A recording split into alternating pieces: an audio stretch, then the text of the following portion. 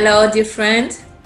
I am Noemi Paiman from Education 3000.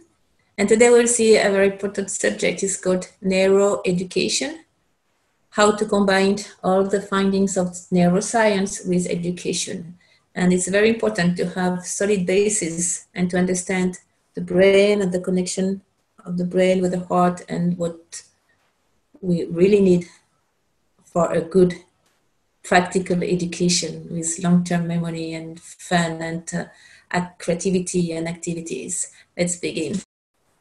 And I'm so happy we are together for our video of today. It's about neuroscience or neuroeducation, as well called neuropedagogy.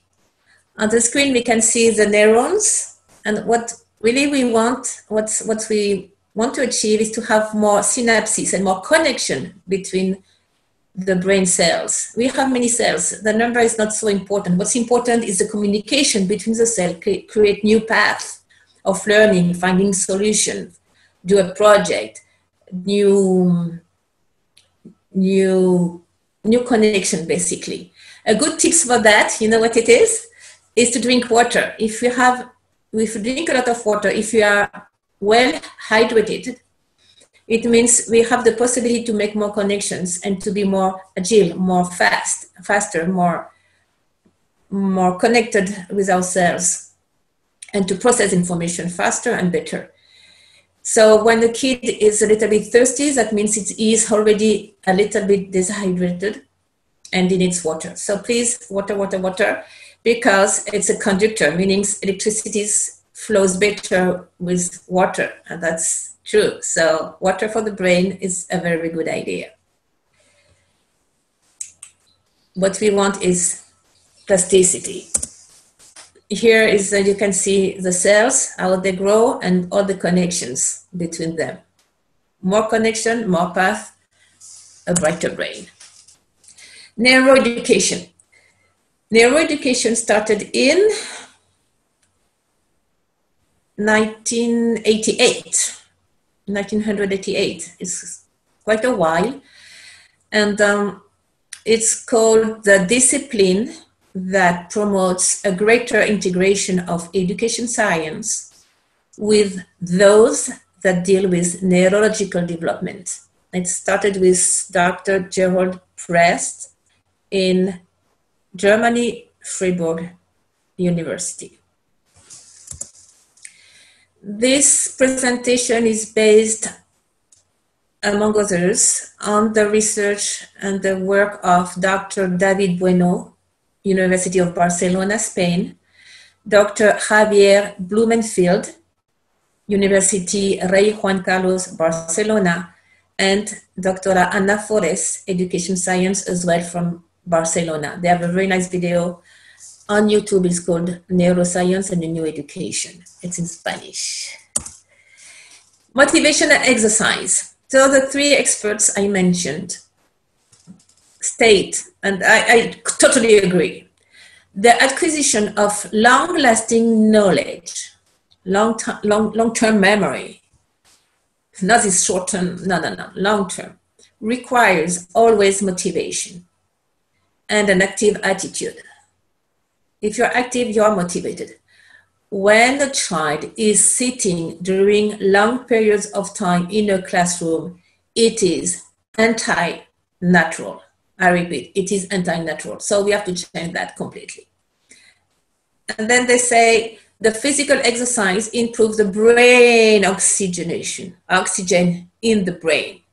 After the exercise, especially aerobic exercise, like cardio, 1, 2, 1, 2, 3, the brain works much better and we have more plasticity. The Dr. Bueno said as well, physical education, this is so important, listen to that. The physical education, PE, also releases a neurotransmitter named irisin, in Spanish, irisina, irisin, that travels from the muscles to the brain and promotes the neuronal plasticity, which is the base of learning. What we want is the neural plasticity, as I told you. So we get that with, again, activity, physical activities. Álvaro Bilbao is a neuropsychologist. He had a book called The Brain Explained to the Fathers and Mothers, to the parents. And he would stress 4 steps. He will talk about 4 very important steps for parenting. Love, of course, that we shouldn't be mistaken with overprotection. Again, physical exercise because it oxygenates the brain. Neuro-healthy nutrition, that's for sure. At least, please, no white sugar and no Coca-Cola and all these drinks, not natural drinks, and they are full of sugar. At least, minimum. Because it will give hyperactivity unnecessary and it's not good for it's not healthy at all. And stress management and self-control. Self-control, self-discipline, not somebody who yell at you, but one is conscious and will do things because he realizes conscious is taking care of his own life. Lucas Raspal from Argentina is the advisor of the Ministry of Education of Uruguay. He had a book, Neuroscience for Educators, and this is so important. He will always talk about stress issues. Yes, stress issues. And this is very strong. Listen to that. He said, we have to reduce the stress in children and young people. Stress damages the brain, hurting short and long-term structure and function. So if we really want a smooth and beautiful learning process, zero stress. Zero stress. The other, it's a psychologist from Chile, Esteban Gomez Muzio. He talks about positive parenthood, and I took the most important part of this book. Positive parenthood. It has to be positive. So to be positive or to be a positive parent, he says, 1, comfort and answer. We listen to the child. We